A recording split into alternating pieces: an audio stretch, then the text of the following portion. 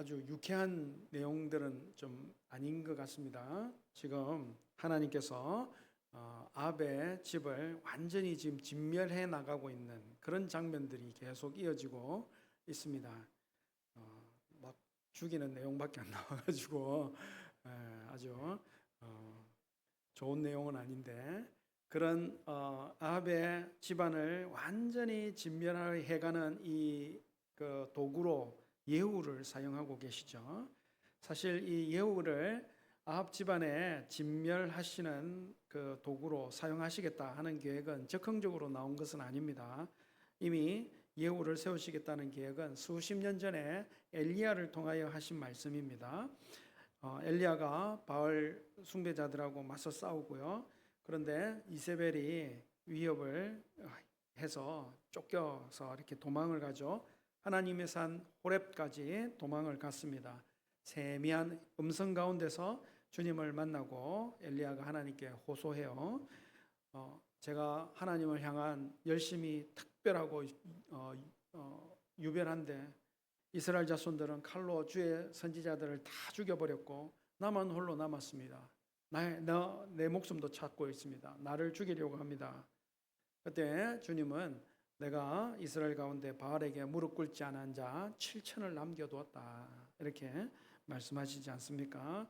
그때 하신 말씀 중에 하나가 너는 하사엘에게 기름을 부어서 아람의 왕을 삼고 바로 이 예후 님시의 아들 예후에게 기름을 부어서 이스라엘 왕을 삼아라. 그리고 엘리사에게 기름을 부어서 너를 대신할 선지자가 되게 하라 하신 말씀을 합니다. 그리고 연결해서 하신 말씀이 열왕기상 19장 17절 말씀인데요. 하사엘의 칼을 피하는 자가 누가 죽일 것이라? 예후가 죽일 것이라. 이미 계획이 돼 있는 겁니다. 예후의 칼을 피하는 자는 엘리사가 죽일 것이다. 이렇게 이미 계획하신 바예요. 이때는 아직 아합과 이세벨이 서슬 퍼렇게 살아있고요. 위세가 장난이 아니잖아요. 누가 이런 말씀을 하신다고 누가 믿겠습니까? 그러나 하나님은 자신이 하신 말씀, 자신이 하신 계획, 자신이 하신 약속을 반드시 이루어 내시는 분이시라 하는 것이죠. 엘리야 때는 다른 이들에게 기름을 붓지는 못했고 엘리사에게만 기름을 부어서 선지자로 세웠습니다. 그러나 이 엘리사가 하사엘에게도 기름을 붓고 예후에게도 기름을 부어서 왕을 삼는 거죠. 예후는요 엘리사에게 기름 부음을 받자마자 물론 엘리사가 직접 부은 건 아니고 선지자 청년을 보내서 부었습니다. 아주 바로 그냥 바로 일어나서 역성혁명이죠. 혁명을 일으킵니다. 간결하고 강력하게 아합의 집안들을 정말 진멸해 나가는데 그 속도가 요즘 말로 미쳤다 이렇게 표현하잖아요. 정말 정광석과 같이 그냥 확 치고 나가는데 그 성격이 그런 것 같아요. 그 병거 모는 모습을 표현하기를 열왕기하 9장 20절에 보면 님시 아들 예후가 병거를 모는 게 미친 것 같이 몹니다. 이렇게 표현해 있잖아요. 그냥 그런 모습으로 그냥 확 하는 겁니다. 하나님께서 심판을 위해서 쓰시는 도구가 있습니다. 그 쓰시는 도구를 사용하셔서 그렇게 심판을 하세요. 하나님의 손에 붙잡혀서 심판의 도구로 쓰이는 것 좋을까요? 안 좋을까요? 좋을까요? 안 좋을까요? 만일 제게 개인적으로 물어보신다면 제가 좋아하시는 분이면 절대로 그렇게 쓰이시면 안 됩니다. 그렇게 얘기할 겁니다. 안 좋아하는 분은요? 모르겠습니다. 그때 상황 봐서 왜 그럴까요? 하나님의 손에 붙들려 심판의 도구로 쓰인다는 것만큼 위험한 일이 없습니다. 뭐가? 자기 생명, 자기 멸망을 각오해야 하는 일이기도 하고요. 여러분 남을 진멸시켰는데 자기는 유유자적할 수 있다고 생각할 수 있나요? 여러분 그렇게 되는 게 절대로 쉽지가 않은 겁니다. 지금 하나님의 심판의 도구 하나님의 진멸의 도구로 쓰임 받고 있는 이 예후의 이야기를 우리가 지금 다루고 있기 때문에 하나님, 만약에 우리를 하나님이 그런 심판의 도구, 진멸의 도구로 쓰시면 어떡할까? 그거 한번 생각해 보면 어떨까 하는 겁니다. 만일 하나님께서 나를 악을 썰어버리시겠다고, 혹은 죄를 깨끗하게 하시겠다고 심판하는 도구로, 혹은 진멸의 도구로 쓰시겠다 부르신다면 어떻게 하시겠습니까? 제일 먼저는요, 완강히 거절하시기를 권합니다. 정말 완강하게 거절하십시오. 모세처럼 제가 입이 둔해요, 말빨도 없어요, 머리도 둔해요, 사건 볼 줄도 모르고 눈치도 없고 코치도 없고 전 잘 못합니다. 주여 보낼 만한 자를 보내소서. 이렇게. 그런데도 불구하고 하나님께서 만일 역정을 내시면서 내가 너를 불러서 보내야 되겠다 하시면요, 도구로 쓰시겠다 하시면요, 여러분, 첫 번째로 하나님이 주신 말씀을 반드시 기억하고 하나님이 주신 말씀의 한계선을 반드시 지키실 수 있기를 바랍니다. 감사하게도 예후가 중간중간 그것을 언급하는 말씀이 나옵니다. 이 모든 진멸해 나가는 이것이요, 여호와께서 말씀하신 대로, 여호와께서 말씀대로 하는 것이다 하는 것을 중간중간 말하고 있죠. 그건 너무 잘하고 있는 거예요. 열왕기하 9장 26절에 보니까 북이스라엘 왕 요람을 죽일 때도요, 여호와께서 말씀하시기를 이렇게 될 거다, 그대로 말씀하신 대로 그렇게 내가 갚을 거다, 그래서 여호와의 말씀대로 이렇게 된 것이다 말하고 있습니다. 이세벨을 죽이는 상황에서 그 시체를 제대로 찾지 못하게 되었을 때도 열왕기하 9장 36절 37절에 보면 이것은 디셉 사람 엘리야를 통하여 하나님께서 말씀하신 바가 이렇게 된 거다 표현하고 있습니다. 오늘 말씀의 마지막 절 17절에도 보니까 이렇게 된 것이 사마리아에 남아있는 모든 아합에게 속한 자들을 다 진멸한 것은 여호와께서 엘리야를 통하여 하신 말씀을 이루겨 말씀과 같이 되었다, 그렇게 표현하고 있죠. 예후 자신이 이 숙청 작업을 하는 이것이 하나님 말씀에 입각했다 하는 사실을 분명하게 인식하고 있고 말하고 있어요. 10절 말씀에 보시면 그런 적 이제 너희는 알라, 곧 여호와께서 아합의 집에 대하여 하신 말씀을 하나도 땅에 떨어지지 아니하리라 하셨는데, 여호와께서 그 종 엘리야를 통하여 하신 말씀과 같이 이제 이루신다. 여러분, 어떤 일로든 하나님께 쓰임을 받게 될 때에 하나님께서는 그 쓰임으로, 그 일로 내가 너를 불렀다, 그렇게 쓰려고 너를 불렀다 하시는 부르심의 말씀이 반드시 있습니다. 부르심의 말씀이 있습니다. 특별히요, 하나님께서 심판의 도구로 쓰실 때는 더욱더 반드시 말씀을 하세요. 그 말씀 기억하고 그 말씀의 한계 안에서 일해야 한다는 사실을 여러분 꼭 기억하실 수 있기를 바랍니다. 그 말씀을 벗어나면 어떻게 될까요? 그 말씀을 벗어나는 순간 그것이 그 사람의 올무가 되는 거죠. 예후에게 주신 말씀이 뭡니까? 열왕기하 9장 7절 8절에 보면 예후에게 기름을 부었던 그 청년, 선지자 청년이 전한 말에 너는 네 주 아합의 집을 치라, 여기까지가 한계입니다. 아합의 집을 치라, 그게 바로 말씀을 주신 말씀이요, 그게 한계거든요. 아합에게 속한 자를 다 멸절해라, 이게 하나님 주신 말씀인 거죠. 그러니까 요람 왕 치는 거 맞습니다. 이세벨 치는 거 맞습니다. 요람 왕의 그 자녀 그 70명 치는 거 맞죠. 이스라엘에 남아있던 아합에 속한 자 치는 거 맞습니다. 사마리아에 남아있던 아합에게 속한 자 몽땅 치는 거 맞습니다. 근데 그걸 그렇게 온 온 세상 후드를 패고 다니니까 분간하기 어려운 일들을 만날 때 여러분 그것도 다 후드를 패게 돼 있어요. 예를 들면 지금 요람 왕을 문병 왔던 남유다 왕 아하시아는 어떨까요? 이제 서로 이게 이종 삼촌 조카뻘 되니까 이렇게 피가 섞였다 할 수도 있을 것 같습니다. 오늘 본문에 나오는 12절에서 14절에 나오는 사마리아로 가다가 도중에 만난 이 아하시아의 형제들 42명이 나와요. 이 경우는 어떨까요? 이들도 아합의 집에 속한 자들일까요?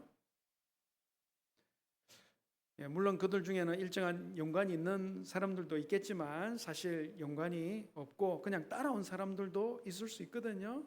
그러나 예후는 그 열심히 특심한 바람에 아합의 집안에 문하나로 간다는 그 이유로 모조리 잡아 죽입니다. 42명 전부 죽여서 하나도 남기지 아니하거든요. 그것은 하나님의 말씀의 한계선을 틀림없이 넘는 일이 되는 겁니다. 열심히 특심해서 그래요. 레갑 자손을 만나고 그렇게 진심을 확인하고 병거에 태우면서 하는 말이 뭡니까? 16절 말씀에 보니까 나와 함께 가서 여호와를 위한 나의 열심을 보라. 여러분 하나님의 심판의 도구로 쓰일 때 자기 열심이 없으면 또 이상하게 한 거겠지만 또 자기 열심이 특심한 것도 여러분 좋지는 않은 거예요. 그런 부분에 많은 사람들, 심지어 선지자들도 혹은 사도들도 또 제자들도 많이 넘어지건 자기 열심이 엘리야가 딱 그 경우잖아요. 자기 열심에 이렇게 했지만 넘어지는 거거든요. 자기 개인적인 열심이면 좌절하고 절망하다가 또 회복하기도 하겠지만 하나님의 심판의 도구로 쓰이고 있는 중에 이 열심이 특심하다. 반드시 선을 넘는 일이 벌어지게 되는 겁니다. 하나님의 말씀의 한계를 넘어서는 것도 모르고 그렇게 막 스스로 열심을 내는 거예요. 호세아서 1장 4절에 보면은 여호와께서 호세에게 이렇게 말씀하십니다. 그의 이름을 이스라엘이라 하라. 조금 후에 내가 이스라엘의 피를 예후의 집에 갚겠다. 이스라엘의 피 중에 예후가 집이 갚음을 받아야 되는 그 피가 뭘까요? 그 이스라엘에 죽었던 아무 상관없는 사람은 지금 아하시아의 형제들 42명인 거예요. 그 피를 말하는 것으로 보는 것이 아마 정당할 겁니다. 무고한 피에 대하여 과도한 열심으로 저지른 죄책도 하나님 반드시 살피시는 분이시다. 그러니까 여러분 심판의 도구로 쓰인다는 게 얼마나 여러분 힘든지 보여주는 거죠. 잘 쓰이고 결국 자기도 징벌을 받게 된다 하는 겁니다. 여러분 하나님의 손에 쓰임 받고자 하는 자는 무엇을 기억해야 된다고요? 심판의 도구가 아니라도 사실은 여러분 하나님이 나를 왜 쓰시는지 하나님이 나를 어떻게 쓰시고자 하시는지의 부르심에 그 말씀을 반드시 기억해야 한다.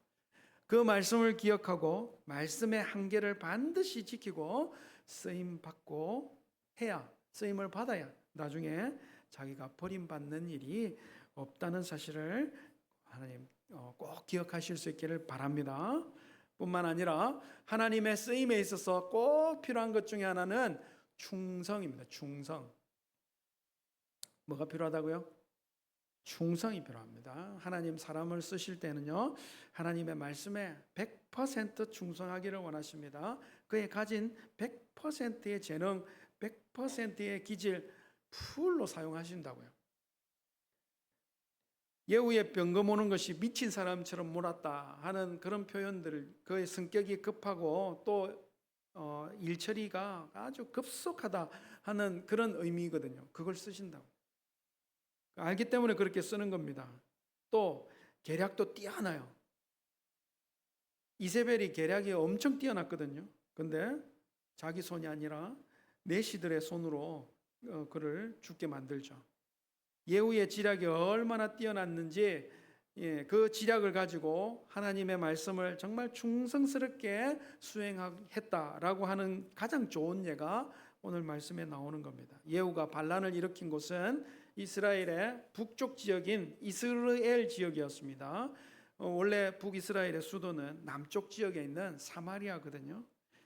이 북쪽 지역에서 예후가 반란을 일으키자 거기 있던 모든 이 귀족들 사람들이 다 피해서 사마리아로 내려온 겁니다. 거기 사마리아에 다 이렇게 모였어요. 근데 이제 곧 들이닥칠 미친 듯이 들이닥칠 예후의 반란을 어떻게 대처할 건가 전전긍긍하고 있었을 겁니다. 확 몰아치기 전에 예후가 지략을 부린 거죠. 북이스라엘 리더들에게 편지를 적어 보냈습니다.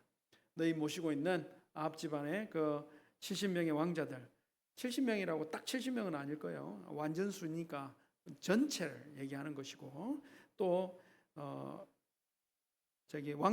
왕자들이는 자녀들, 또 직속 자녀들뿐만 아니라 왕이 서열 계열에 있는 서열에 설 수 있는 모든 후손들을 다 포함한 것을 의미할 것이다, 이렇게 볼 수 있습니다. 어쨌든 그 사람들 중에서 제일 잘난 아들 하나 택해서 왕으로 삼고 나랑 한판 붙자, 이렇게 이제 보낸 겁니다. 사마리아 성은 거의 공포의 동안이죠. 야, 이제 다 죽었구나. 심히 두려워요. 이 두 왕, 요람 왕이랑 아하시야 왕을 얘기하는 겁니다. 두 왕과 이세벨도 당하지 못했던 예후를 우리가 무슨 수로 당하나. 그래서 그 책임자들이 전부 한 목소리로 예후에게 말을 전합니다. 우리 왕 안 세우겠습니다. 당신의 종이니까 당신 하고 싶으신 대로 하십시오. 그 전가를 받고 예후가 다시 편지를 써보냅니다. 너희가 내 편 되려면 왕자들의 머리를 남김없이 베어서 내게로 가져와라. 내일 이맘때 내게로 가져와라. 여러분, 그들이 살기 위해서 지금까지 섬겨왔던 왕자들을 그 자리에서 죽이고 목을 베어서 예후에게 갖다 바치잖아요. 예후의 지략이 세상에 가진 그 충성이라는 것을 가지고 얼마나 나약한지를 잘 역이용하고 있다는 거죠. 자기 손에는 피 안 묻히고 전부 싹 숙청해버리잖아요. 사랑하는 성도 여러분, 우리가 필요한 것이 충성이라고 했는데, 충성은 세상에서의 충성은 이런 겁니다. 세상의 충성은요, 이래요. 악한 자들의 충성, 악한 자들의 우정이라는 게 여러분 절대 믿을 만한 게 못 된다는 이유가 여기 있는 거죠. 자기 살 길을 찾기 위하여 자기 이익을 얻기 위해서는 손바닥 뒤집듯이 마음을 뒤집을 수 있는 게 사람의 충성, 사람의 우정이라는 말씀입니다. 그래서 우리의 충성은 누구에게로 향해야 되nap니까? 신실하신 하나님 한 분이신 줄 믿습니다. 나중에 그렇게 어쨌든 예후가 충성했더니 우상숭배를 떠나지 못했음에도 불구하고 그 후대 4대까지 왕위를 약속하시고 지켜내시거든요. 하나님만 자기에게 충성하는 자에게 보상을 주실 수 있는 분이시기 때문에 그런 줄 믿습니다. 하나님만 그 하신 약속을 지키실 수 있는 신실하신 분이시기 때문에 그런 줄 믿습니다. 충성은 이런 분에게 하는 거예요. 여러분, 하나님의 손에 들려 쓰임을 받기를 원하시는 분들은 꼭 필요한 성품이 충성임을 믿습니다. 충성하실 수 있는 우리 성도님들 되시기를 바랍니다. 오늘 예후의 예에서는요, 잘 발견하기가 쉽지 않는데, 하나님의 손에 들려서 쓰임을 받아야 되는, 받고 싶어하는 사람이 꼭 갖춰야 될 그 성품 중에 가장 중요한 것이 사실은 온유함입니다. 온유함은 마음이 유약하고 이런 게 아니고요. 온유함은 미친 듯이 달려드는 그 야생마의 입에 물려지는 재갈 같은 것이 온유함입니다. 자기에게 주어진 엄청난 힘을 자기 마음대로 쓰지 않고 다시금 자기에게 맡긴 그 힘을 맡긴 이에게 그 쓰임에 대해서 묻고 또 묻는 이 자세, 그게 온유함이에요. 하나님께서 맡기신 일을 수행하고 그렇게 하다 보면요, 그 주신 능력, 힘, 권능 이것 쓰다 보면요, 이게 엄청난 걸 느끼거든요. 이게 엄청난 걸 느껴요. 여러분, 손맛을 잊을 수 없기 때문에 남들 보기에는 그 지루해 보이는 것 같은 낚시를 끊을 수가 없잖아요. 시간만 나면 가거든요. 다 이게 손맛이 땡기기 때문에 그렇습니다. 그렇잖아요. 하나님이 지어주신 칼자루 확 휘둘러 보면요, 그 짜릿함, 그 쾌감, 그 손맛 중독이 안 될 수가 없어요. 그러면 착각하기 시작합니다. 아, 이거 내 힘이다. 그렇게 되는 순간 여러분 우상 숭배자가 되는 거예요. 우상 숭배자가 되는 겁니다. 예수님께서 가장 좋은 종의 자세를 설명해 주시는 말씀이 있습니다. 누가복음 17장 9절 10절에 보면요, 명한 대로 했다고 종에게 감사하겠느냐. 10절 우리 같이 한번 읽어보겠습니다. 시작. 이와 같이 너희도 명령받은 것을 다 행한 후에 이르기를 우리는 무익한 종이라 우리가 하여야 할 일을 한 것뿐이라. 여러분, 이 자세가 바로 온유의 종의 자세, 하나님께서 가장 마음껏 쓰실 수 있는 종의 자세다. 저는 우리 성도님들이 단 한 분도 빠짐없이 하나님의 손에 들려 쓰임 받는 주의 도구가 되시기를, 어떤 일이든지 하나님 쓰시고자 하시는 대로 나를, 우리 성도님을 쓰실 수 있는 그런 도구가 되시기를 주의 이름으로 축복합니다. 심판의 도구는 말고 진멸의 도구는 반댈세, 정말 반댈세, 그거 말고 여러분 굳이 그런 거라도 쓰임을 받게 되거든요. 여러분 정말 기본적으로 하나님 손에 들려 쓰임을 받는 종의 자세를 더욱더 철저하게 붙들 수 있으시기를 축복합니다. 하나님의 손에 들려 쓰임을 받는 사람이 반드시 기억해야 되는 것이 무엇입니까? 하나님께서 부르심에 대한 그 말씀 반드시 기억해야 되고요, 그 말씀의 한계가 무엇인지를 여러분 정말 잊어서는 안 됩니다. 말씀의 한계를 지켜야만 사는 거거든요. 쓰임받고 버림받을 수 있어요. 그 말씀의 한계를 반드시 지켜내실 수 있는 주의 백성들 되기를 소원합니다. 뿐만 아니라 충성됨과 온유함을 끝까지 붙들고 하나님께 마음껏 쓰이심을 받으시고 하나님 앞에 설 수 있도록 주님께 수고하였다, 그 한마디 받으실 수 있는 우리 성도님들 다 되시기를 주의 이름으로 축복합니다. 한번 우리 결단하며 기도할까요? 하나님, 나를 써주십시오.